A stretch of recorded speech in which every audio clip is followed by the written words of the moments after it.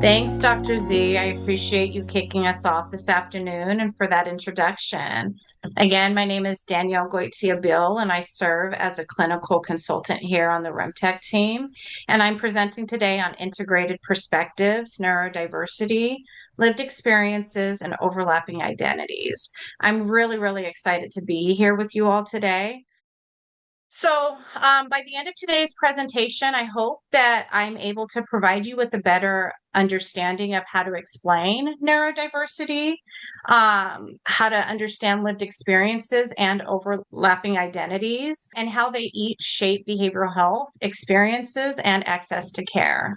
I also hope that you learn how to describe how historical and structural influences contribute to disparities affecting neurodivergent and culturally diverse communities.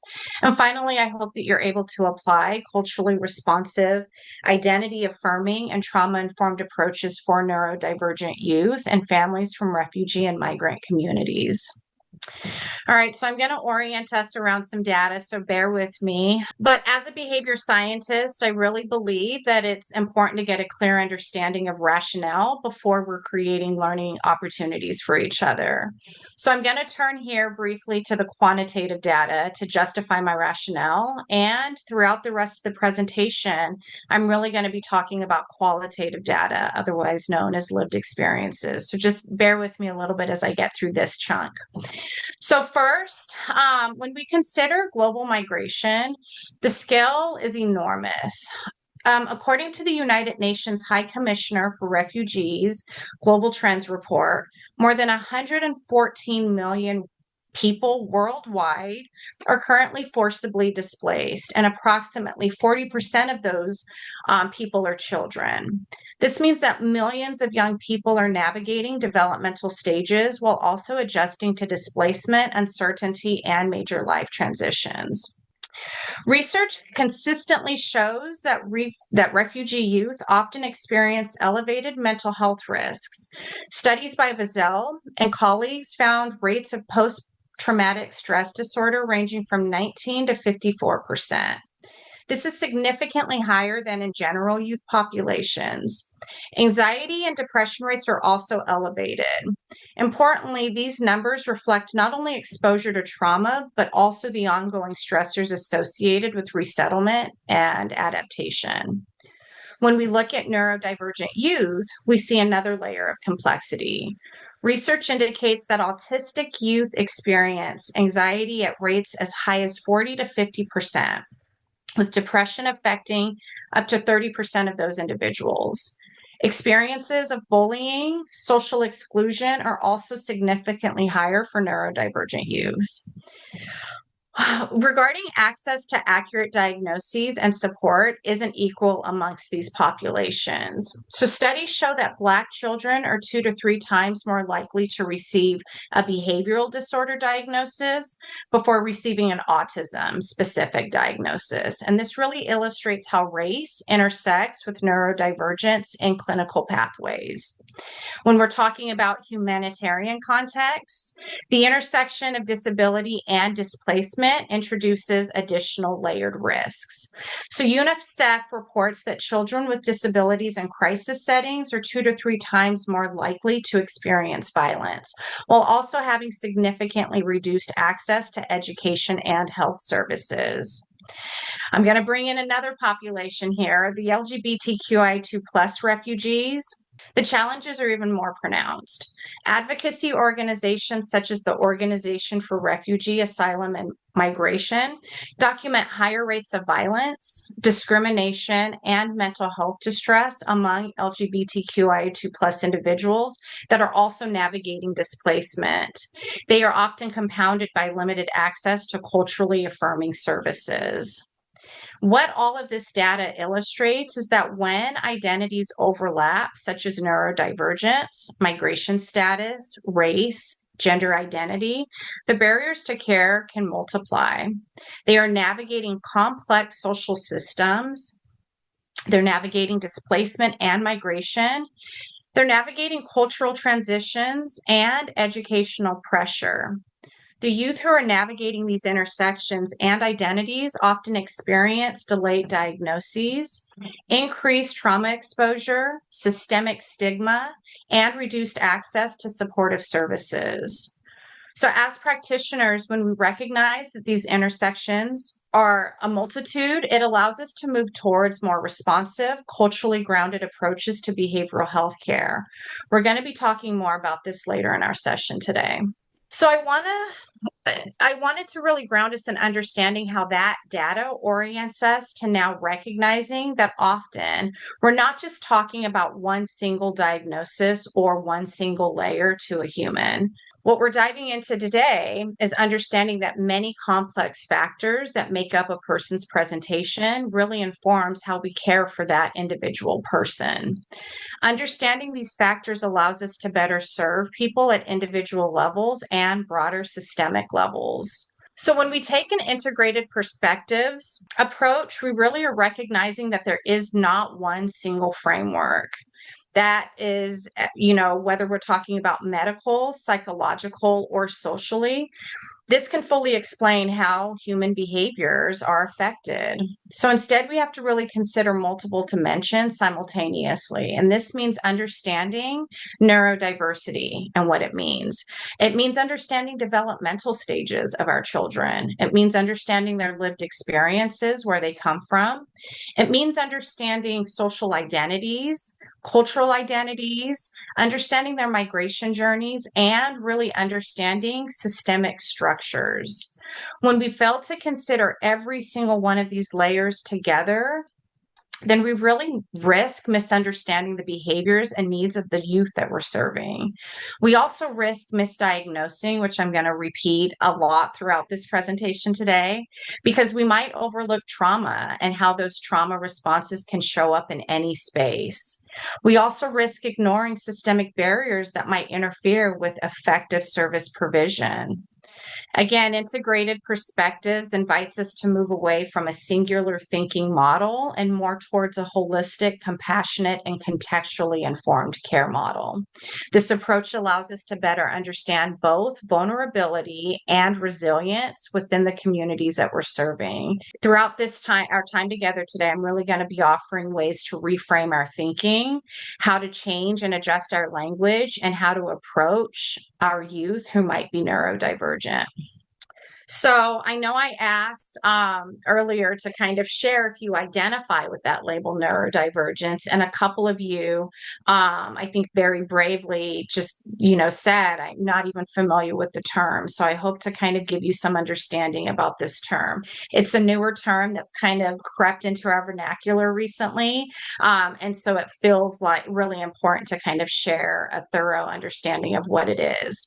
So when we're talking about neurodivergence, we're really just referring to a framework of understanding that our brains process information and have a bunch of different ways that it can process that information. So some of the ways that some of the information that we're processing are how to regulate our attention, how to regulate our emotions, how we're experiencing sensory input, and how we're interacting with each other socially. So if you understand neurodivergence and you understand that this isn't a diagnosis, you can't be diagnosed as neurodivergent, because really it's just a framework. If neurodiversity's framework looked like an umbrella, then certain diagnoses, learning differences, genetic differences, and mood differences would go under it. So I want to include that there's a huge neurodiversity movement where a lot of neurodiverse individuals began to ask practitioners and service providers to stop speaking from a deficit perspective. They offered options such as using terms like differences as opposed to disorder. So you'll hear me practicing that throughout our space today.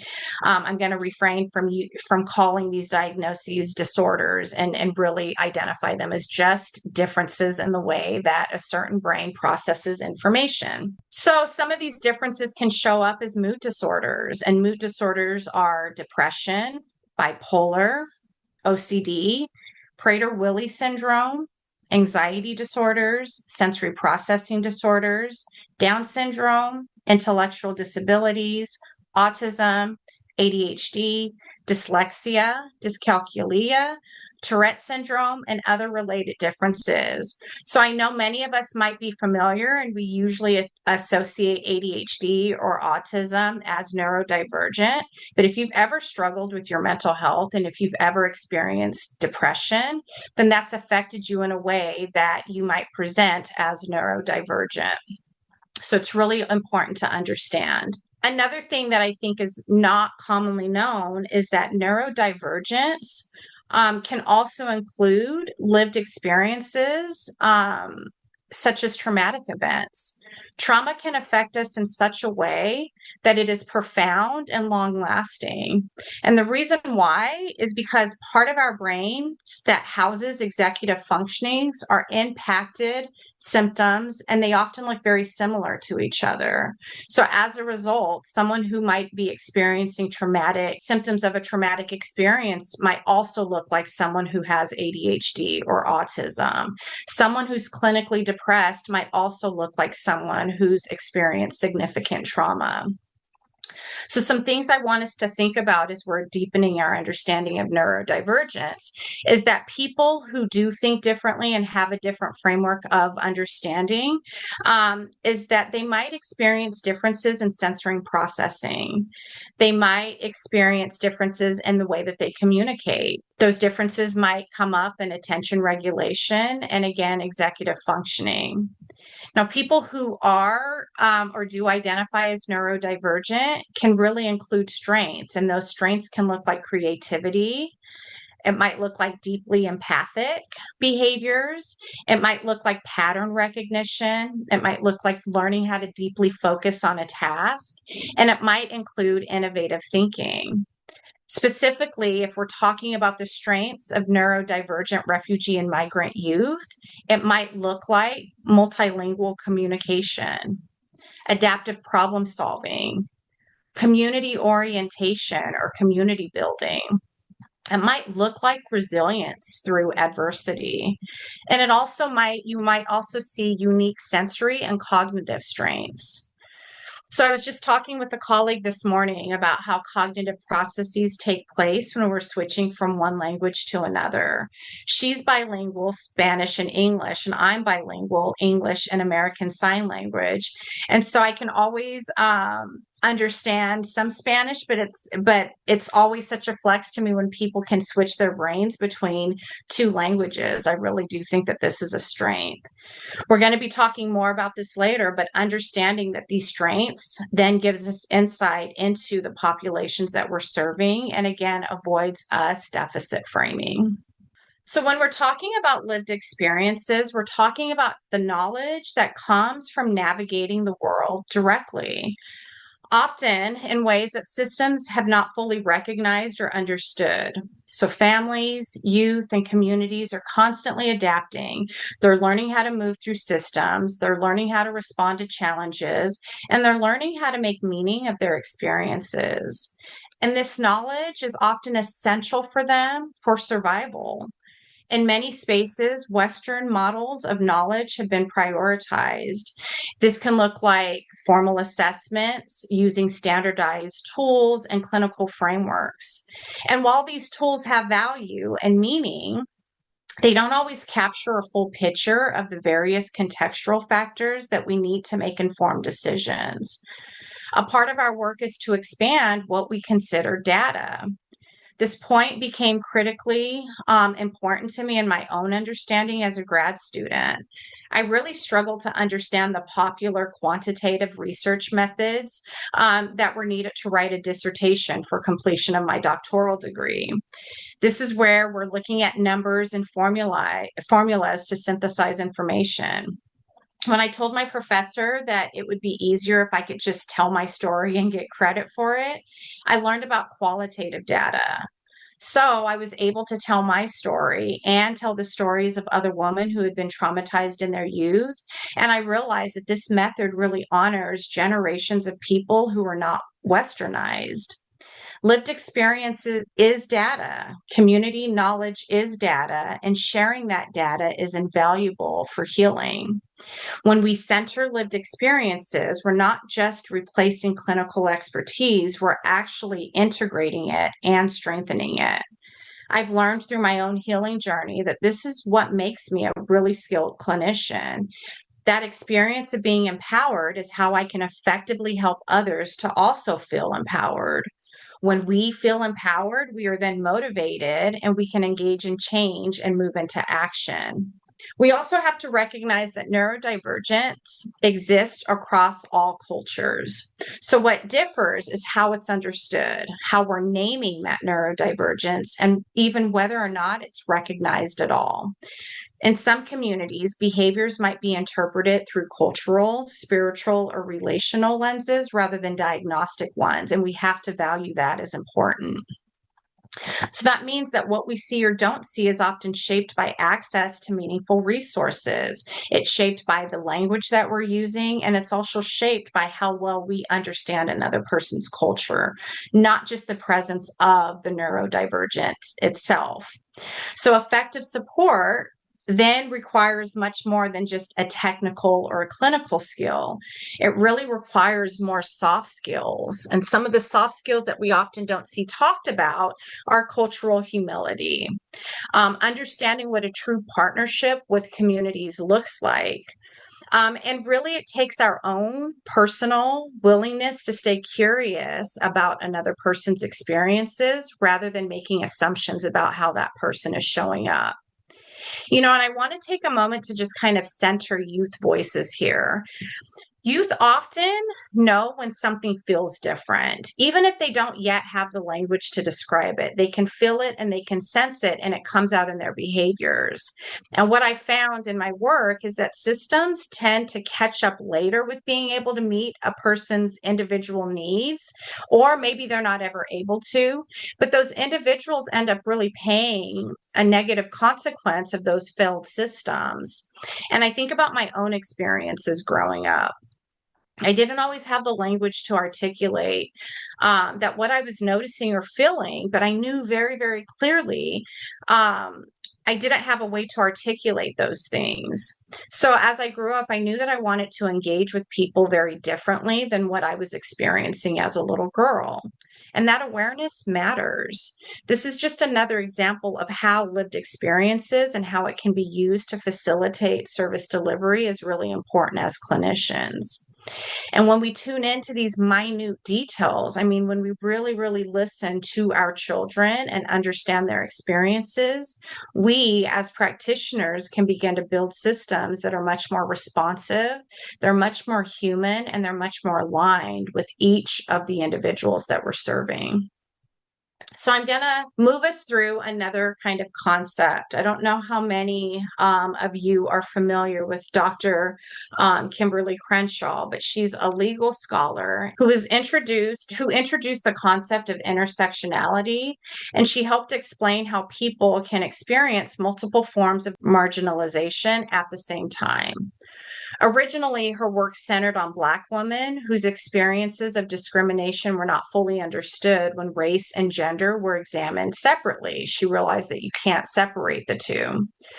What she helped us to see is that identities don't exist in isolation. They're not separate categories that we can neatly examine one at a time. Instead, they overlap and they interact with each other and they shape each other in ways that deeply influence how humans experience the world. So when we talk about overlapping identities in this space, we're really recognizing that each person that we work with may be navigating multiple dimensions of identity simultaneously. And again, these constructs include race, gender identity, neurodivergence, migration status, language, and culture. And this is how we've been able to generalize Dr. Crenshaw's seminal work, and we're able to apply it with populations across the globe.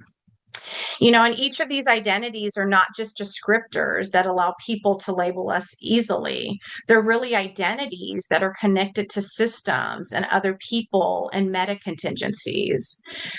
Systems that influence access to care, systems that influence perceptions of behavior. They're connected to educational opportunities and overall well-being and how we're viewed in America. So, for example, a neurodivergent youth who's also navigating migration and language barriers might experience school and healthcare systems very differently than a neurodivergent youth who doesn't share those same experiences. And this is why taking an integrated approach or perspective is really, really important, because it allows us to move beyond one-dimensional explanations and towards a more complete understanding of the youth and the families that we're supporting. So when we understand how these identities overlap, it really gives us time to pause and ask ourselves, whose experiences are being centered in this interaction? What assumptions might I be making about this person? And a reframe might look like, how might this person's identities be shaping how they're being understood or misunderstood within a system? I just want to share one more example. I can't really separate my Blackness from my womanhood. I can't separate my neurodivergence from my lived experiences, since my neurodivergence began in early childhood with my traumatic experiences. Now, as an adult, I've earned educational experiences that award me a certain level of privilege. Oftentimes now people see my educational levels and they see the high capacity in which I can engage, but also they might be very confused by some of the trauma responses that still show up when I'm experiencing stressors that I can't control. These are the nuances that force me to constantly feel like I have to apologize for the mismatch between my overlapping and intersecting identities. It's very exhausting. Ultimately, when we understand this framework, it's not about just labeling a person as something that makes sense to you. It's really about deepening our awareness so that we can respond with greater care, greater humility, and greater intention for that person. So, moving through to more contextual factors. So many of us know that migration isn't a single event. Rather, it's a process that unfolds over time and can occur across multiple environments. For many refugee and migrant youth, this process includes leaving behind familiar communities. It requires adaptation to new cultural expectations. And it also requires learning to navigate systems that might feel unfamiliar or even unwelcoming. These transitions can introduce both challenges and growth opportunities. I think it's also helpful to understand migration as occurring across phases. So, the pre migration phase might include exposure to instability, violence, or prolonged stress. The migration journey itself can involve uncertainty, disruption, and at times additional trauma. And the resettlement phase, which is often assumed to be the point of relief, can actually introduce new stressors such as language barriers, discrimination, and navigating unfamiliar systems. These experiences don't just happen one time, but they're cumulative. I want to make it a point to include that migration doesn't only occur across the globe, it can also occur across the country, across the United States. And this was highlighted in a documentary by Ryan Coogler regarding Hurricane Katrina. Millions of New Orleans residents had been displaced, and for a lot of them, were never able to return home, even to this day. They experienced the migration phases. They experienced a loss of culture. They experienced a mound of contextual factors that even I didn't recognize until last year when I watched the documentary. It really helped put things into perspective, even on a different level. Youth are not only adapting as individuals who are enduring developmental challenges, which, if any of us, remember our childhood and our early adolescence, we know that it was really challenging. They're also often doing so within shifting family dynamics. A lot of our youth take on new roles, such as being the family interpreter or supporting caregivers and navigating these new complex systems. Young people might find themselves balancing multiple cultural expectations. They're learning how to navigate different languages across different settings, and they're also trying to make sense of where they belong in this new space. And the process isn't always linear. It can be jagged, it's very complex, and it's deeply personal. I know that some youth experience grief and loss or trauma associated with displacement. And this can look like separation from loved ones. It can look like exposure to violence or the loss of cultural familiarity. And that's just that feeling of being homesick. At the same time, many young people demonstrate incredible resilience. They can demonstrate adaptability and cultural flexibility. And it's really important as service providers that we hold both of these realities at once. A lot of the times young people demonstrate incredible resiliency. They learn how to adapt and they learn how to become culturally flexible. And I think it's important that we hold these realities at once. And this is where our role as service providers becomes especially important. The bottom line is that migration really shapes our identities, and it shapes the identities of people who are learning a new landscape. I think we also have to be careful not to interpret that all stress responses are pathological. I think as clinicians, it's easy for us to kind of get in this mind frame of pathologizing the symptoms that we're seeing. So many behaviors that we observe might actually just be adaptive responses to significant life stressors or the transitions that one is experiencing. So I wonder if we can consider shifting our lenses from what is wrong with this person to what has this young person experienced. And when we learn to reframe in this way, it can teach us to see behaviors within context rather than in isolation. So as we continue to take an integrated perspective approach, we really begin to understand that behavior isn't simply a clinical presentation, but it's shaped by every single one of these variables: culture, context, experience, and environment. And that understanding really allows us to respond with greater care, accuracy, and respect. So we've been talking a lot about how refugee and migrant youth are often navigating multiple layers of stress. And some of these stressors are visible, and many of them aren't. So research consistently shows that there's an elevated rate of anxiety, depression, and trauma-related systems within each of these populations. But I think it's important to also understand that these experiences just, again, don't occur in isolation. They're often shaped by continual exposure to the displacement and the stress of displacement. So for neurodivergent youth, this landscape can become even more complicated. Some of our youth experience heightened vulnerability to health implications just simply due to instability or inconsistency, due to systemic discrimination and racism, and due to systemic barriers that limit their access to effective support. But really, at the same time, neurodivergence might be misunderstood, and it might not even be recognized at all, especially when language differences or cultural interpretations of behavior or these limited access points are present. So the issue isn't the people who have these needs. The issue is that the providers have to learn how to effectively recognize these nuances. So if we're thinking about a reframe here where it relates to health implications, then we're really changing our questions from what is this behavior, or trying to understand what this behavior is, to what has this young person experienced and how are they making sense of those experiences. And again, when we're doing so here, we're creating space for more accurate understanding, more meaningful support, and ultimately more responsive care.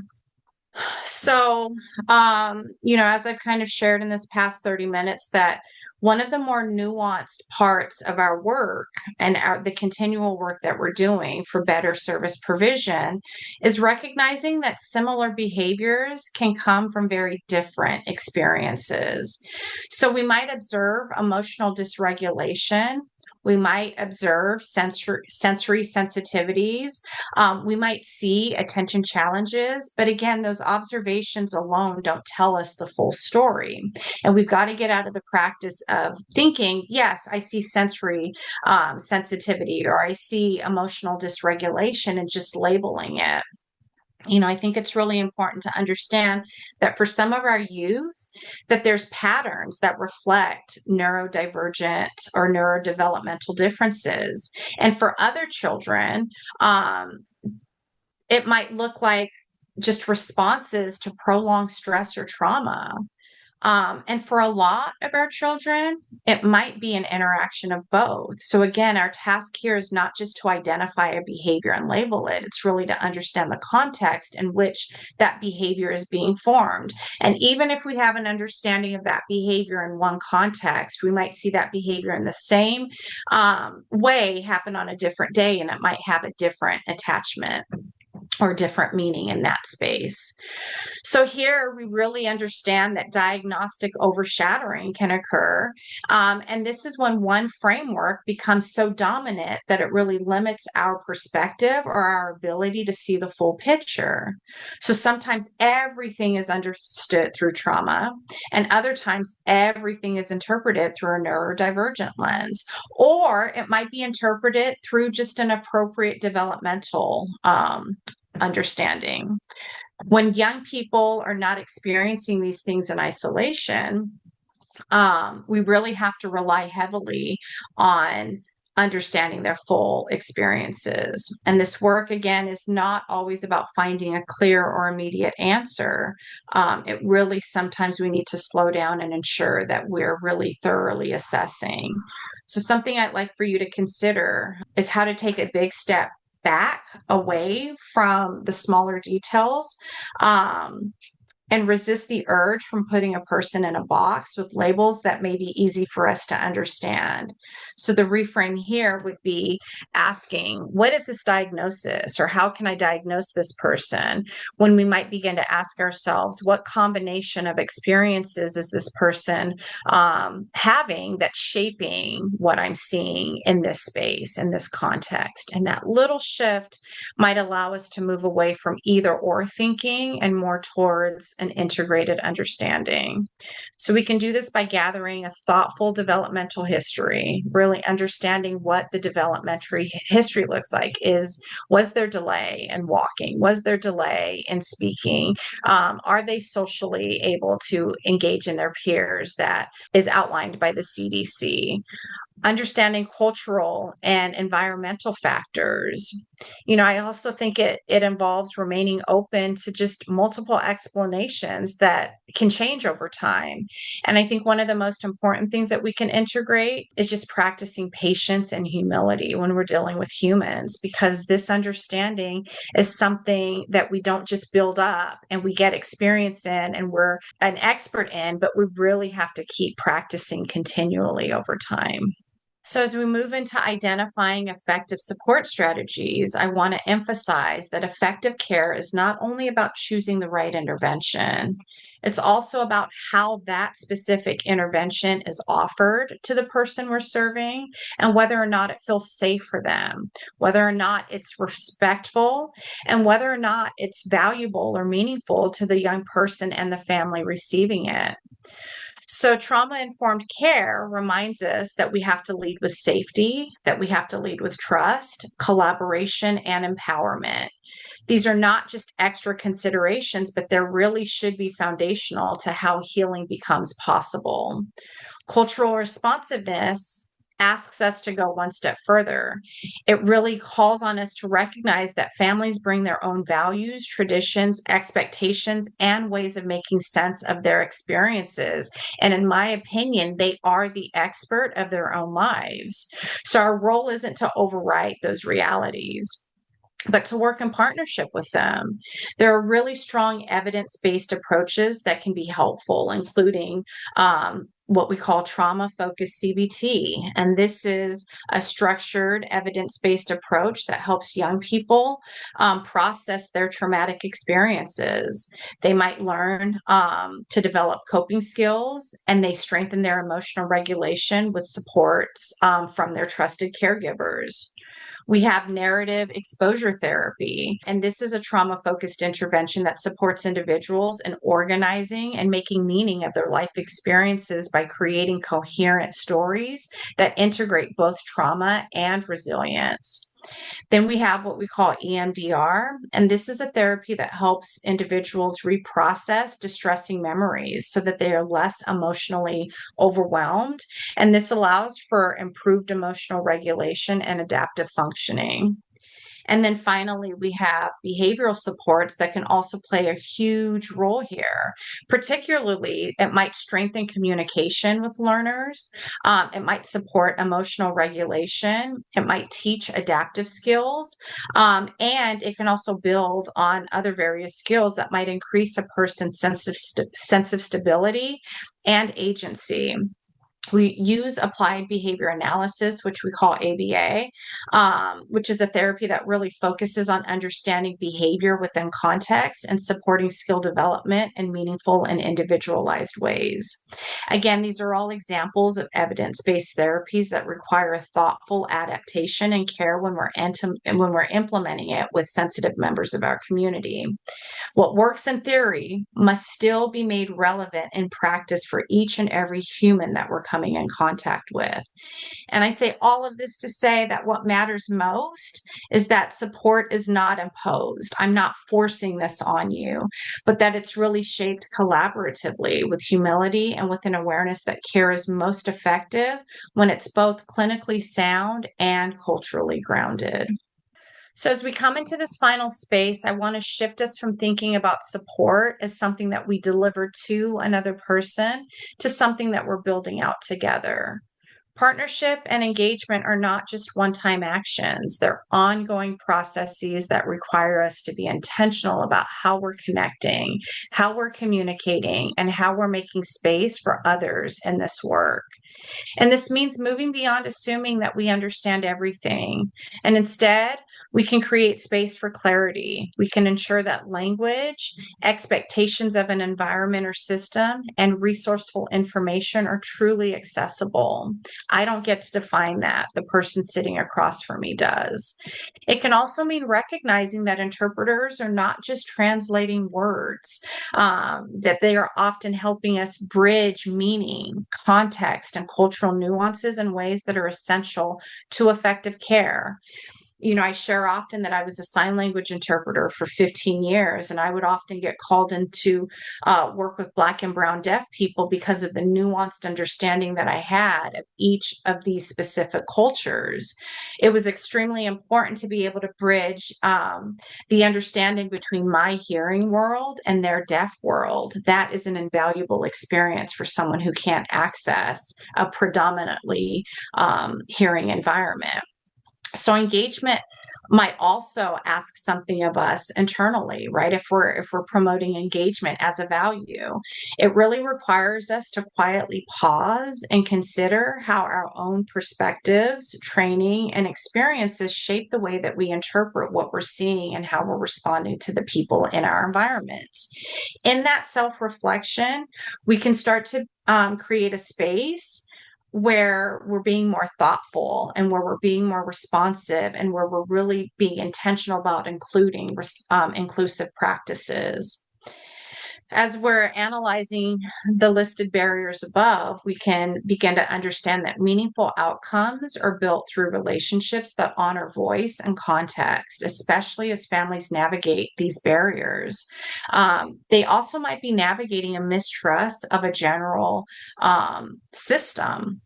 Our role is to ensure that care is not only available, but that we're truly responsive to their needs. Ultimately, strong partnerships just aren't built on my expertise or your expertise alone. They're really built on trust and transparency about processes and just being willing to share power in the process of care. I don't hold the power, and I try to practice that the person sitting across from me always holds that power. So, finally, what I hope you've taken away from today is that at the core of this work is a commitment to not rushing to conclusions and being able to offer grace and understanding. When we take the time to understand the full context of a young person's experience, we really start to create space for a more accurate assessment of that person and more meaningful support for them. It means being open to revisiting our understanding time and time again. What we see in one moment might evolve as we learn more. It might change as trust is built between practitioner and client, and it might change as the environments evolve. Our role is not to assign a single explanation, but to hold the complexity of a young person's story with care and with curiosity and with clinical integrity. I once said something one time and someone else reposted it as a direct quote. And it was this: when we allow space for both trauma and executive functioning challenges to be present, then we move closer to understanding as practitioners, not just the behavior that we're seeing, but the actual human behind that behavior.